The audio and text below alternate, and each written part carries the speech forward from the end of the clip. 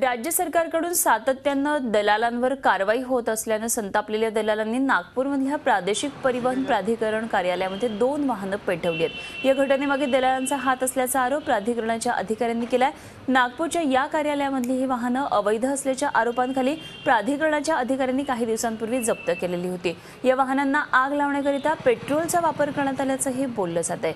ही आग वेळेवर विझवली नसती तर संपूर्ण कार्यालयाला आग लागून महत्त्वाची कागदपत्र जळाली असती अशी शक्यता देखील संबंधित अधिकाऱ्यांनी व्यक्त केली आहे। या कार्यालयातून हद्दपार केल्याने जाणीवपूर्वक ही वाहनं जाळली असल्याचा आरोप देखील त्यांनी लावलाय। प्रसिद्ध असलेल्या वाहनांवर जर काही अशा प्रकारची घटना घडली तर याला मोठी व्यापक प्रसिद्धी मिळेल असे ह्या लोकांचं मत असावं, ज्या लोकांकडून हे कृत्य घडलं गेलेलं आहे आणि त्याच्यामुळे त्यांनी ते जाणीवपूर्वक केलं आहे जेणेकरून त्यांना मोठा प्रसिद्धी मिळावी आणि हे जे काही नागपूर ऑफिस आहे ते प्रकाशझोतात यावं अशी त्यांची अपेक्षा आहे असं मला तरी वाटतं। झी 24 तास रहा एक पाऊल पुढे।